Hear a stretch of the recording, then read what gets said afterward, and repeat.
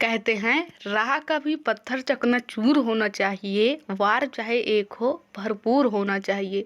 Hello friends, welcome to my YouTube channel your study guide. तो friends, जैसा कि आप लोगों को पता ही होगा कि हम लोग यहाँ पर जीके जीएस का प्रैक्टिस सेट कर रहे हैं।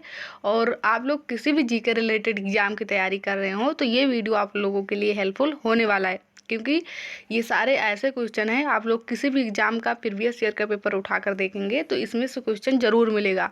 अब आप लोगों को पता है कि आगे सीएचएसएल की वैकेंसी आने वाली है, दिल्ली पुलिस आप लोगों को पता ही है। उसके बाद group D, RRB group D में आप लोग फॉर्म तो डाले ही होंगे। तो किस एमटीएस आगे आएगा वैकेंसी आप लोगों को पता होगा। तो किसी भी यूपी पुलिस कांस्टेबल जो नई वैकेंसी आने वाली है, उसके बाद यूपी लेखपाल, किसी भी एग्जाम का प्रीवियस ईयर का पेपर उठाकर देंगे तो इसमें से क्वेश्चन उसमें जरूर आया रहेगा। तो ये सारे क्वेश्चन मैंने ऐसे लिए हैं जो किसी न किसी एग्जाम में पूछे गए हैं और बहुत ही इंपॉर्टेंट सारे क्वेश्चन हैं। तो सारे क्वेश्चन को अच्छे से नोट करते हुए चलिएगा। और चलिए बिना टाइम वेस्ट किए हम लोग देखते हैं पहला क्वेश्चन।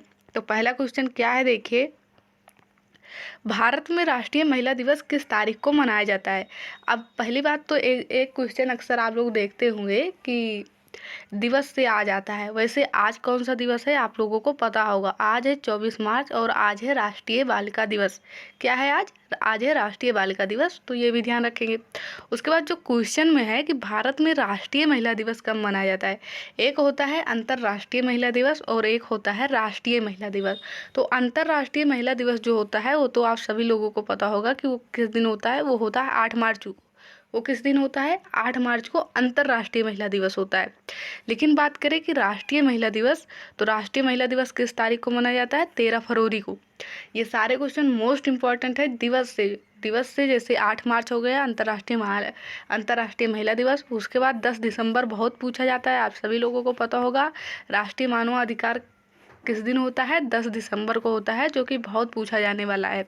अंतर्राष्ट्रीय महिला दिवस 8 मार्च और 13 फरवरी को राष्ट्रीय महिला दिवस। और इंडियन एयर फोर्स डे पूछा जाता है, ध्यान रखेंगे, 8 अक्टूबर। 8 अक्टूबर क्या होता है? इंडियन एयर फोर्स डे, जो कि बहुत पूछा जाता है, ध्यान रखेंगे। वैसे आप लोगों को पता होगा कि एड्स दिवस किस दिन मनाया जाता है। तो एड्स आप लोगों को पता होगा कि 1 दिसंबर को मनाया जाता है। क्या मनाया जाता है? और श्रम दिवस किस दिन मनाया जाता है? तो 1 मई को मनाया जाता है। तो एक ही क्वेश्चन में तो सारा याद नहीं हो जाएगा, लेकिन आप लोग लगातार कंटिन्यू जब ये प्रैक्टिस सेट करेंगे तो थोड़ा थोड़ा क्वेश्चन कलेक्ट करेंगे तो एक दिन देखेंगे कि बहुत ढेर सारे क्वेश्चन आप लोगों के तैयार हो जाएंगे। तो ध्यान रखिए, 1 दिसंबर को मनाया जाता है एड्स दिवस, 1 मई को श्रम दिवस मनाया जाता है, 13 फरवरी को हम लोग मनाते हैं राष्ट्रीय महिला दिवस और 8 मार्च को मनाते हैं अंतर्राष्ट्रीय महिला दिवस। और आज है 24 मार्च को मनाया जाता है राष्ट्रीय बालिका दिवस। क्या मनाया जाता है? राष्ट्रीय बालिका दिवस। ध्यान रखेंगे सारे क्वेश्चन। बढ़ते हैं आगे। सेकंड नंबर क्वेश्चन देखिए, रोवर्स कप का संबंध किस खेल से है। अब रोवर्स कप, संतोष कप, यानी कि संतोष ट्रॉफी होती है, संतोष ट्रॉफी, रोवर्स कप। उसके बाद आप लोगों को पता होगा सैयद मुश्ताक अली ट्रॉफी। उसके बाद वही आप लोगों को पता होगा डूरंड कप। ये सारे ऐसे हैं जो बहुत पूछे जाते हैं, बिल्कुल आप लोगों के ये फिंगरप्रिंट होना चाहिए। रोवर्स कप का संबंध किस खेल से है? तो ध्यान रखेंगे, फुटबॉल से है। किससे है? फुटबॉल से। और वहीं थॉमस कप और उबेर कप की बात करें तो वो किससे है? थॉमस कप और उबेर कप बहुत पूछा जाता है, तो ध्यान रखेंगे बैडमिंटन से है। बहुत पूछा जाता है, दोनों ध्यान रखिएगा, बैडमिंटन से थॉमस कप और उबेर कप है, ध्यान रखेंगे। सैयद मुश्ताक अली ट्रॉफी का संबंध किस खेल से है? तो क्रिकेट से है, वो भी ध्यान रखेंगे। अब मैंने यहाँ पर आप लोगों को पता होगा, अगर आप लोग प्रैक्टिस सेट करते हैं डेली तो आप लोगों को ये पता होगा कि मैंने क्रिकेट यानी कि किस खेल में कितने खिलाड़ी होते हैं उसकी एक बहुत अच्छी ट्रिक बताई थी, जिससे सारे खेल हो गए थे। क्या? पी फोर बास्केटबॉल वाली ने जिम खोली। मैंने ट्रिक बताई थी, पी4 बास्केटबॉल वाली ने क्या खोली? जिम खोली। तो वहाँ पर बताया था पोलो में 4 होते हैं और बास्केटबॉल में कितने होते हैं? 5 होते हैं। पी4 बास्केटबॉल वाली ने तो बास्केटबॉल, तो बॉल से मैंने बताया था वॉलीबॉल, और कितने होते हैं? 6। और बताया था पी4 बास्केटबॉल वाली ने क्या खोला? नेस हो जाएगा, नेटबॉल 7 होता है। उसके बाद जिम से जिम्नास्टिक हो जाएगा, उसमें 8 होते हैं। और खोलिस हो जाएगा खो खो, उसमें 9 होते हैं। तो ध्यान रखिएगा, पोलो में 4, लेकिन वाटर पोलो में ध्यान रखेंगे 7। तो पोलो में 4 होते हैं, बास्केटबॉल में 5 होते हैं, वॉलीबॉल में 6 होते हैं, नेटबॉल और कबड्डी में 7 होते हैं, जिम्नास्टिक में 8 होते हैं, खो खो और बेसबॉल में 9 होते हैं। ये मैंने बताया था। और जो बच गए हैं मोस्ट इम्पॉर्टेंट है, जैसे सबसे ज़्यादा खिलाड़ी किस में होते हैं, तो रग्बी फुटबॉल में होते हैं। कितने होते हैं? 15। ये मैंने बताया था। उसके बाद क्रिकेट, फुटबॉल और हॉकी, ये तीनों ऐसे हैं जिसमें 11-11 खिलाड़ी होते हैं। तो यहाँ से आप लोगों के जितने यानी कि इम्पोर्टेंट खेल हैं जिससे पूछे जाते हैं कितने खिलाड़ी होते हैं, वो यहाँ से आप लोगों को याद हो गया होगा। तो ध्यान रखेंगे रोवर्स कप का संबंध किस खेल से है, तो ध्यान रखेंगे फुटबॉल मोस्ट इम्पॉर्टेंट है, ध्यान रखेंगे। और उसके बाद आप लोगों को पता होगा वैयमकाली बोट रेस किससे संबंधित है, तो ध्यान रखेंगे नौकायान से संबंधित है और ये केरल का एक उत्सव होता है, ध्यान रखेंगे ये भी। तो एक क्वेश्चन से जितने क्वेश्चन बन सकते हैं हम लोग बिल्कुल उसे देखते हुए चलेंगे। और आप लोग किसी भी जी के रिलेटेड एग्जाम की तैयारी कर रहे हैं तो उसके प्रीवियस ईयर के क्वेश्चन को उठाकर देखिएगा, इसमें से क्वेश्चन जरूर आया रहेगा उसमें। तो भारतीय भाषा संस्थान का मुख्यालय कहाँ स्थित है? अब मुख्यालय की बात आ गई तो आप लोगों को पता होगा कि जितने भी अंतर्राष्ट्रीय संगठन हैं उससे भी पूछा जाता है कि उनका हेडक्वार्टर कैसे कहाँ है। जैसे आप लोगों को पता होगा ILO हो गया, WHO हो गया, ये और IMF हो गया, FAO हो गया, उसके बाद यूनेस्को हो गया, इन सब के पूछे जाते हैं। तो ILO, WHO इनका कहाँ है? इनका तो जिनेवा में है। IMF अंतर्राष्ट्रीय मुद्रा कोष जिसे कहा जाता है, अंतर्राष्ट्रीय श्रम संगठन, और विश्व स्वास्थ्य संगठन इसका नाम है। तो IMF आप लोगों को पता होगा अंतर्राष्ट्रीय मुद्रा कोष, इसका कहाँ है? तो वाशिंगटन DC में है। और वहीं वर्ल्ड बैंक की भी बात करें तो कहाँ है? उसका मुख्यालय भी कहाँ है? तो ध्यान रखेंगे वाशिंगटन में ही है। और यहाँ पर हम लोगों ने क्या देखा? FAO, ये जो फूड से संबंधित है, इसका रोम इटली में है। और ध्यान रखेंगे कि जो यूनेस्को है बहुत पूछा जाता है, इसका हेडक्वार्टर पेरिस में। तो इन सब के भी आप लोग ध्यान रखेंगे मुख्यालय कहाँ है। तो ध्यान रखिएगा भारतीय भाषा संस्थान का मुख्यालय कहाँ स्थित है, तो मैसूर में है, इसे भी ध्यान रखेंगे। अब आ गया सरदार सरोवर बांध का निर्माण कहाँ है। सबसे पहले राज्य ध्यान रखेंगे कि किस राज्य में है ये, तो ये तो गुजरात में है, लेकिन ये पूछा जा रहा है किस नदी पर है। तो सरदार सरोवर बांध का निर्माण और इंदिरा गांधी दोनों का निर्माण किस नदी पर किया गया है, तो नर्मदा नदी पर है। किस नदी पर है? नर्मदा नदी पर है, ये ध्यान रखेंगे। और जो ये सरदार सरोवर बांध है गुजरात में है, ध्यान रखेंगे, और नर्मदा नदी पर है। अब ये महानदी, भागीरथी और सतलुज नदी, मैंने ऐसे नहीं लिया, ऑप्शन बहुत सोच कर रखा है, ध्यान रखेंगे। यहाँ से बहुत इंपॉर्टेंट क्वेश्चन आप लोगों के बनने वाले हैं। क्या ध्यान रखेंगे? ये कि भागीरथी पर कौन सा बांध है, भागीरथी पर कौन सा बांध है, तो ध्यान रखेंगे टिहरी बांध है। भारत का सबसे ऊंचा बांध कौन सा है? टिहरी बांध ही है। पूछा जाता है भारत का सबसे ऊंचा बांध कौन सा है, तो टिहरी बांध है। किस नदी पर है? तो भागीरथी पर है। अच्छा, महानदी पर क्या है? तो महानदी पर हीरा कुंड बांध है, हीरा कुंड बांध है। और हीरा कुंड बांध की बात करेंगे तो ये भारत का सबसे लंबा बांध है। भारत का सबसे लंबा बांध हीरा कुंड बांध किस नदी पर है? महानदी पर। भारत का सबसे ऊंचा बांध टिहरी बांध किस नदी पर? भागीरथी नदी पर। और भारत का सबसे बड़ा बांध और ऊंचा बांध में अंतर है, ध्यान रखेंगे। यानी कि बड़ा बांध और लंबा बांध इन सब में अंतर है, तो ध्यान रखेंगे। भारत का सबसे बड़ा बांध की बात करें तो भाखड़ा नागल बांध है। और भाखड़ा नागल बांध है किस नदी पर है? तो सतलुज। तो यहाँ से तीनों क्वेश्चन ध्यान रखेंगे। भारत का सबसे ऊंचा बांध टिहरी बांध भागीरथी नदी पर, भारत का सबसे लंबा बांध हीराकुंड बांध महानदी पर, भारत का सबसे बड़ा बांध भाखड़ा नागल बांध सतलुज नदी पर। तो ये सारे क्वेश्चन आप लोगों को क्लियर हो गए होंगे। और राइट आंसर हम लोगों का यहाँ है नर्मदा नदी, जो कि क्वेश्चन में पूछा गया है क्या कि सरदार सरोवर बांध का निर्माण किस नदी पर किया गया है, तो नर्मदा नदी, ध्यान रखेंगे। आइए बढ़ते हैं नेक्स्ट क्वेश्चन। नेक्स्ट क्वेश्चन क्या है, ध्यान देखिए। नेक्स्ट क्वेश्चन, प्रतिरोधकता की SI इकाई क्या है। इसमें अगर आप लोग RRB ग्रुप D की तैयारी कर रहे हैं तो मैंने साइंस के क्वेश्चन उसी हिसाब से लिए हैं जो उसमें भी ज़्यादा पूछे गए हैं। तो ध्यान रखेंगे प्रतिरोधकता की SI इकाई क्या होती है? ओम मीटर होती है। क्या होती है? ओम मीटर होती है, ध्यान रखेंगे। ओम मीटर इसका राइट आंसर हो जाएगा, ओम मीटर, ध्यान रखेंगे। आगे देखते हैं नेक्स्ट क्वेश्चन हम लोग। अमीबा में भोजन का ग्रहण किसके द्वारा होता है? अमीबा में भोजन का ग्रहण किसके द्वारा होती है? मुंह द्वारा होता है, शरीर की पूरी त्वचा द्वारा होता है, पक्ष माप की गति द्वारा होता है, या इनमें से कोई नहीं? तो ध्यान रखिएगा कि जो अमीबा होता है, अमीबा भोजन का ग्रहण शरीर की पूरी त्वचा द्वारा करता है। अगला क्वेश्चन देखिए, नेक्स्ट क्वेश्चन क्या हम लोगों का, भारत में किस प्रकार की राजनीतिक दल प्रणाली है? तो एक दलीय है, द्विदलीय, बहुदलीय, त्रिदलीय। तो भारत में जो राजनीतिक दल प्रणाली है वो बहुदलीय प्रणाली है, ध्यान रखेंगे। अगला क्वेश्चन देखेंगे हम लोग क्या है, नेक्स्ट क्वेश्चन क्या है, भारतीय संविधान के अनुसार निम्नलिखित में से किस विषय पर कानून बनाने का अधिकार केवल केंद्रीय विधायिका के पास है? तो आप लोगों को सूची पता होगा, क्या सूची, अनुसूची आप लोगों को पता होगा कि अनुसूची 7 में सूचियों का वर्णन किया गया है, जिसमें 3 सूचियां हैं। कौन कौन सी? तो एक केंद्र सूची है, राज्य सूची है और समवर्ती सूची। केंद्र सूची पर कानून सिर्फ केंद्र सरकार बनाती है, केंद्रीय विधायिका। राज्य सूची पर राज्य की विधायिका यानी कि राज्य सरकार, और तीसरी में समवर्ती सूची में दोनों बनाते हैं। तो यहाँ पर पूछा जा रहा है कि केंद्रीय विधायिका के पास इसमें से कौन सा विषय है जिस पर केवल केंद्र सरकार कानून बनाती है? तो कृषि है, कारागार या जेल है जिसे कहा जाता है, वाणिज्यिक एवं व्यापार है, या डाक एवं तार है? तो डाक एवं तार जो है इस पर कानून कौन बना सकता है? केवल और केवल कौन बना सकता है? केंद्र सरकार, ये ध्यान रखेंगे। अगला क्वेश्चन देखिए, क्वेश्चन नंबर 9। क्वेश्चन नंबर 9 क्या है, आधुनिक आवर्त सारणी में कितने समूह एवं कितने आवर्त क्रमशः है? तो ये सारे क्वेश्चन ऐसे हैं, आप लोग कोई भी एग्जाम उठाकर देखिए, सारे में क्वेश्चन पूछे जाते हैं। तो आप लोगों को पता होगा 18 समूह और 7 आवर्त हैं। कितने हैं? 18 समूह और 7 आवर्त हैं।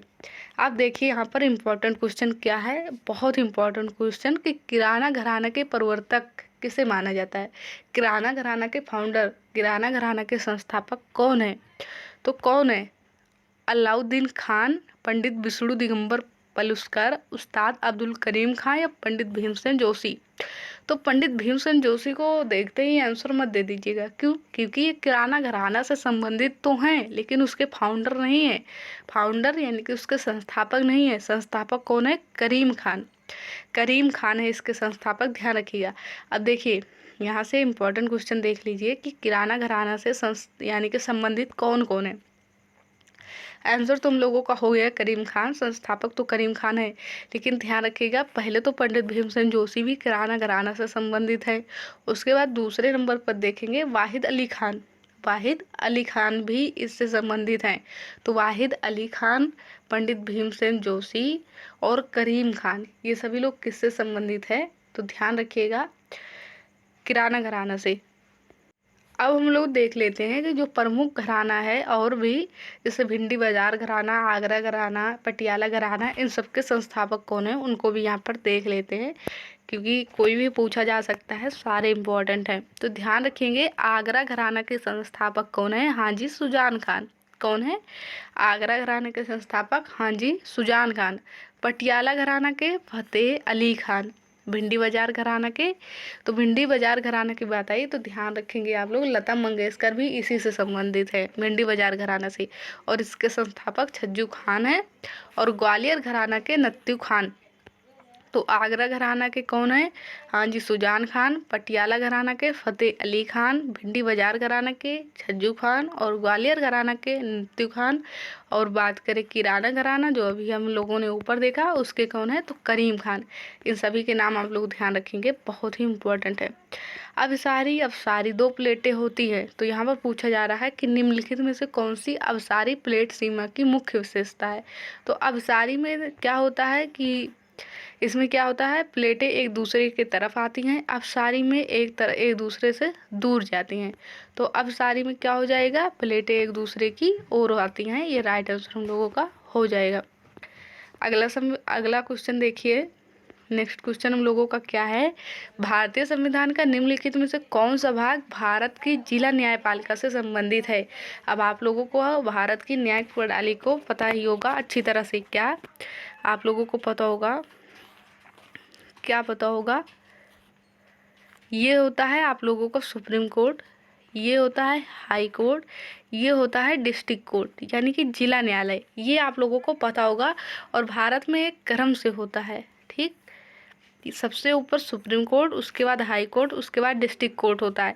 जैसे आप लोगों को पता होगा, हाई कोर्ट डिस्ट्रिक्ट कोर्ट से कोई आप लोगों के पक्ष में, जैसे आप लोगों ने कोई मुकदमा दर्ज किया, उस पर डिस्ट्रिक्ट कोर्ट ने न्याय सुना दिया, आप उससे खुश नहीं हुए तो आप लोग क्या करते हैं, याचिका दायर कर सकते हैं, ऊपर जा सकते हैं हाई कोर्ट में।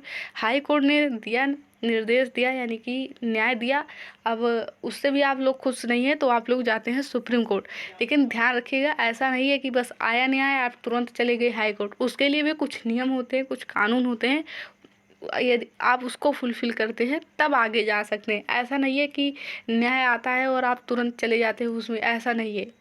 तो ध्यान रखेंगे। तो हम लोगों ने यहाँ पर जो देखा, क्या देखा, हम लोगों ने देखा कि सुप्रीम कोर्ट, हाई कोर्ट और डिस्ट्रिक्ट कोर्ट। तो इसमें पूछा जा रहा है कौन सा भाग जिला न्यायपालिका से संबंधित नहीं है। तो ध्यान रखेंगे, केंद्र के विषय में कानून जो बनाता है, जो केंद्र के बारे में बताता है, उसका वर्णन होता है भाग 5 में। केंद्र की न्यायपालिका किस में होती है, भाग 5 में। और राज्य के बारे में जो बताता है उसका किस में होगा, तो ध्यान रखेंगे 6 में। तो डिस्ट्रिक्ट कोर्ट जो आता है वो राज्य में ही आता है, आप सभी लोगों को पता है। तो राइट आंसर इसका हम लोगों का क्या हो जाएगा, भाग 6। अब आप लोग ये ध्यान रखेंगे, मैंने आप लोगों को एक ट्रिक अच्छे से बताई थी। भारत के जितने भी भाग हैं, 22 भाग हैं वर्तमान में, सभी लोगों को पता होगा। जो 25 भाग आप लोग याद करते हैं वो आप लोगों को पता है, जैसे भाग 4A है, तो ऐसे जोड़े गए हैं, लेकिन मूलतः जो है वो 22 भाग ही है।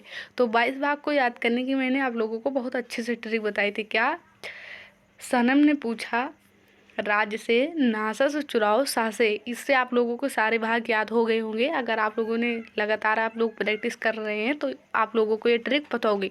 तो ध्यान रखेंगे, यहाँ से इम्पोर्टेंट कुछ भाग हैं, वैसे याद करेंगे कि भाग 1 में क्या है, भारत राज्यों का संघ है। भाग 2 में क्या है, नागरिकता है। भाग 3 में मौलिक अधिकार है। भाग 4 में क्या है, राज्य के नीति निर्देशक तत्व है।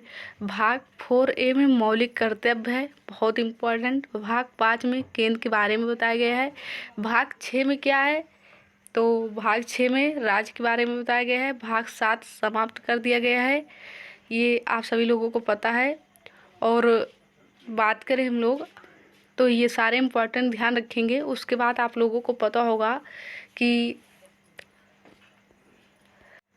उसके बाद हम लोग बात करें, भाग 5 में केंद्र हो गया, भाग 6 में राज्य हो गया, भाग 7 समाप्त। भाग 8 की बात करें तो यूटी के बारे में बताया गया है, तो ये ध्यान रखेंगे। भाग 9 में आप सभी लोगों को पता होगा पंचायत है। और उसके बाद 9A में क्या है, नगर पालिका है, आप सभी लोगों को ये पता होगा। उसके बाद ध्यान रखेंगे हम लोग, भाग 15 में क्या है, भाग 15 बहुत इम्पोर्टेंट है, ध्यान रखेंगे। भाग 15 में किसके बारे में वर्णन किया गया है, तो ध्यान रखेंगे चुनाव आयोग के बारे में बात किया गया है। भाग 17 में राजभाषा का वर्णन किया गया है। भाग 18 में आपात उपबंध का। भाग 20 में संविधान संशोधन।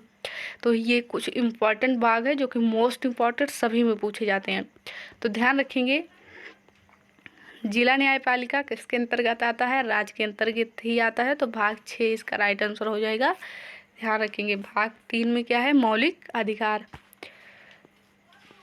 और यहाँ देख लेंगे भाग 4 में डीपीएसपी आर्टिकल 36 से 51 और मौलिक अधिकार 12 से 35। भाग 5 में केंद्र के बारे में बात किया गया है, सेंटर, तो ध्यान रखेंगे। अगला क्वेश्चन देख लेंगे, क्वेश्चन नंबर 13 क्या है, निम्नलिखित में से किस स्थान पर प्रार्थना समाज की स्थापना की गई थी। तो कल मैंने बताया था कुछ इम्पोर्टेंट समाज।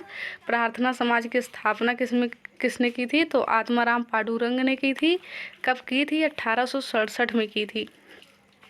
कब की थी, ध्यान रखेंगे 1867, 31 मार्च 1867 में बॉम्बे में की थी। ध्यान रखेंगे, मोस्ट इम्पॉर्टेंट क्वेश्चन है, सारे एग्जामों में पूछा जाता है। बलवंत राय मेहता समिति का गठन किसने किया था,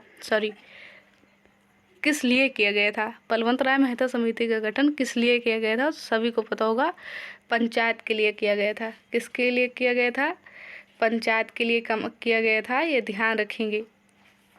पंचायत की बात करें तो भाग अनुच्छेद 40 में पंचायत के गठन इससे संबंधित है, आप सभी लोगों को ये अच्छी तरह से पता होगा। पंचायत से भी बहुत सारे क्वेश्चन बनते हैं। सबसे पहले पंचायती राज व्यवस्था को अपनाया था किसने, राजस्थान ने राजस्थान के नागौर जिले में 2 अक्टूबर को अपनाया गया था। आप सभी लोगों को ये पता होगा।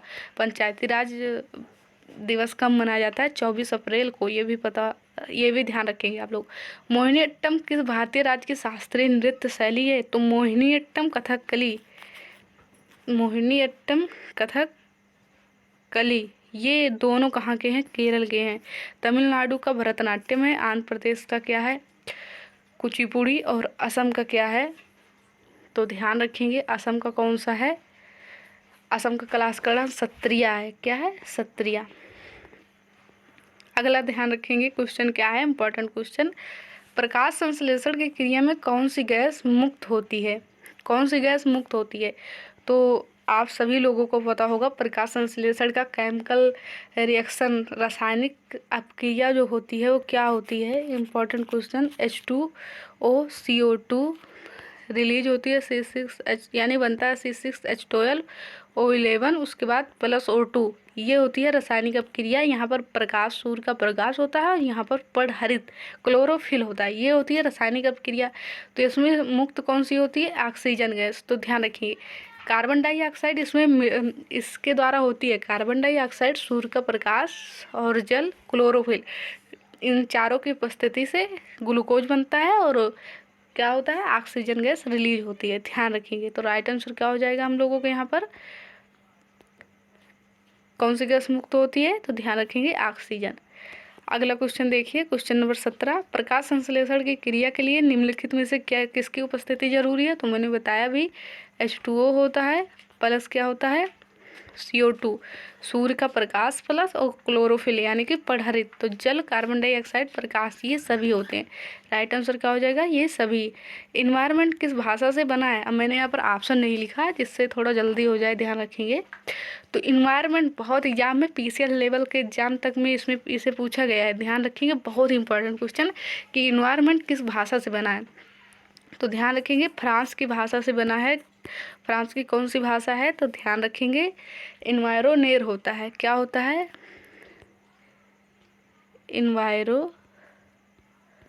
इन्वायरोनेर होता है। इस भाषा से बना है। इन्वायरमेंट किससे बना है? इन्वायरोनेर से बना है। और इसका अर्थ क्या होता है? पड़ोस। क्या होता है? पड़ोस। ये PCS लेवल के एग्जाम तक में पूछा गया है। ध्यान रखेंगे इन्वायरोनेर, इन्वायरमेंट शब्द फ्रांस की भाषा इन्वायरो से बनी है, इन्वायरोनेर से बनी है, जिसका अर्थ होता है पड़ोस। और आप लोगों को पता होगा इन्वायरमेंट यानी कि पर्यावरण होता क्या है? तो किसी भी जीवधारी के आसपास जितने भी चीज़ें होती है, चाहे वो जीवे हो अजीवे हो, वो सारे क्या होती हैं? पर्यावरण कहलाती हैं। हमारे आसपास जितनी भी चीज़ें होती हैं ये पर्यावरण के घटक ही हैं, पर्यावरण ही है। अब पर्यावरण के 2 घटक होते हैं, ये भी पूछा जाता है, एक प्राकृतिक पर्यावरण, एक मानव निर्मित पर्यावरण।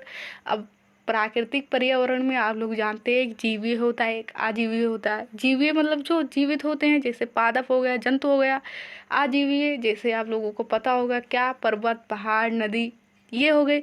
और मानव निर्मित पर्यावरण आप लोगों को पता होगा सड़क हो गया, जैसे कुर्सी हो गया, घर हो गया, बिल्डिंग कोई भी हो गया। तो ये भी ध्यान रखेंगे कि इन्वायरमेंट शब्द जो है वो फ्रांस की इन्वायरोनेर से बना है शब्द से, जिसका अर्थ होता है पड़ोस। बहुत इंपॉर्टेंट क्वेश्चन है, पूछ लिया जाता है, ध्यान रखेंगे। कांग्रेस का पहला अधिवेशन कब हुआ था? तो कांग्रेस की स्थापना कब हुई थी? पहले ये ध्यान रखेंगे 28 दिसंबर 1885 को हुई थी। 28 दिसंबर 1885 को हुई थी, ये ध्यान रखेंगे। तो पहला अधिवेशन कब हुआ था? पहला अधिवेशन हुआ था 1885 में। कहाँ हुआ था? मुंबई में हुआ था। इसकी भी मैंने आप लोगों को ट्रिक बताई थी। क्या बताई थी? तो इसकी ट्रिक बकमई मैंने बताया था आप लोगों को। आप लोग लगातार अगर प्रैक्टिस सेट कर रहे हैं तो बहुत सारी चीज़ें आप लोगों की क्लियर हो गई होंगी। बकमई बताया था। और मैप से भी मैंने बताया था। बस से मुंबई हो गया। पहला कहाँ हुआ था? यहाँ मुंबई में हुआ था। फिर दूसरा कहाँ हुआ था? कानपुर में हुआ था। उसके बाद कहाँ हुआ था? मद्रास, तमिलनाडु में हुआ था। फिर कहाँ हुआ था? इलाहाबाद में हुआ था। तो ये 4 मैंने बताया था कि अलग अलग जगह पर हुए थे। और ट्रिक से और मैप दोनों दिमाग में रखेंगे। और अगर आप लोगों ने मैप ध्यान में रख लिया तो कभी ज़िंदगी में नहीं भूलेंगे।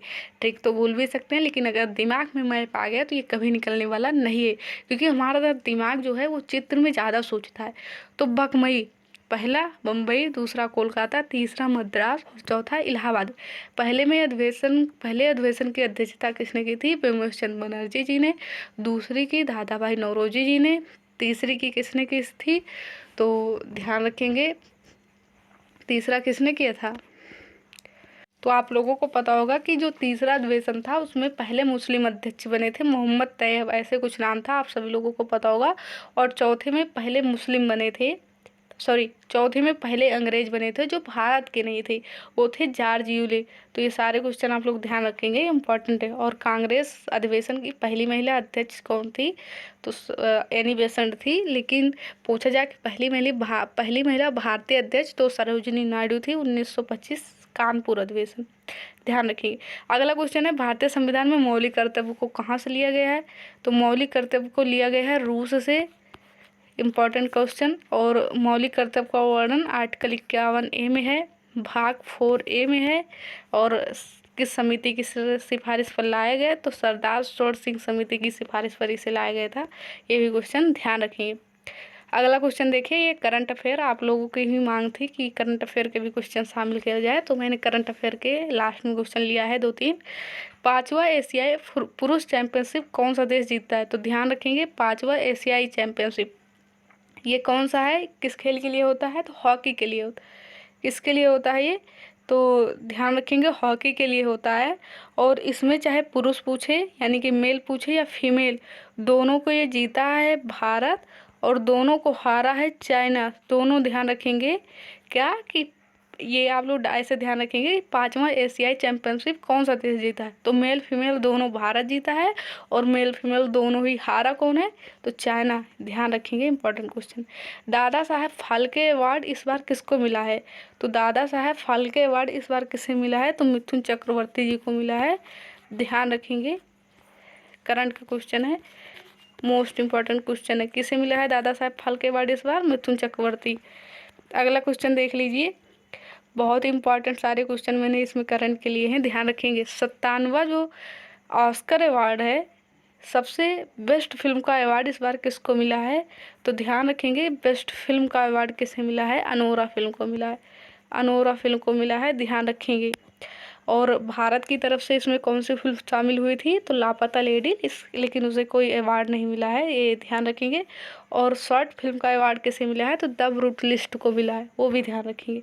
तो ऑस्कर अवार्ड में सबसे बेस्ट फिल्म का अवार्ड किसे मिला है?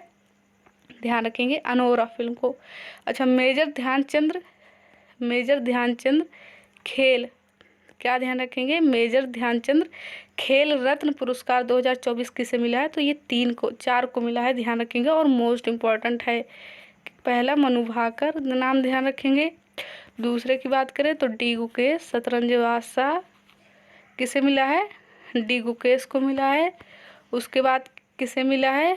तो हरमनप्रीत सिंह को मिला है, हरमनप्रीत सिंह को मिला है, ध्यान रखेंगे। और चौथी की बात करें हम लोग तो प्रवीण कुमार को मिला है। किसको मिला है? प्रवीण कुमार। मनु भाकर शूटिंग से आप लोगों को पता होगा 2 मेडल लाई थी पेरिस ओलंपिक में। डी गुकेश पता ही है शतरंज। हरमनप्रीत सिंह यानी कि जो भारत की पुरुष हॉकी टीम है उसके क्या है आप लोगों को पता होगा, उससे संबंधित है। और प्रवीण कुमार ये पता होगा कि Paris para Olympic high jump में गोल्ड मेडल जीत कर लाए थे, तो इनका नाम ध्यान रखिएगा। तो 4 को मिला है मेजर ध्यानचंद खेल रत्न पुरस्कार, ये ध्यान रखेंगे आप लोग, मोस्ट इम्पॉर्टेंट है। अब क्वेश्चन नंबर 25 आप लोगों का ये होमवर्क क्वेश्चन है, बताएंगे कि मिस यूनिवर्स इस बार मिस यूनिवर्स कौन बनी है? विक्टोरिया बनी है, डेनमार्क की है। लेकिन आप लोगों को ये क्वेश्चन बताना है कि मिस यूनिवर्स इंडिया 2024 की कौन बनी है? तो मिस यूनिवर्स 2024 इंडिया कौन बनी है, उनका नाम आप लोगों को बताना है किसमें? कमेंट बॉक्स में। तो आई होप आप लोगों को वीडियो पसंद आया होगा। तो वीडियो पसंद आया हो तो वीडियो को लाइक करिएगा और कमेंट बॉक्स में हमें ज़रूर बताइएगा कि कैसा लगा आप लोगों को video. Thank you for watching this video.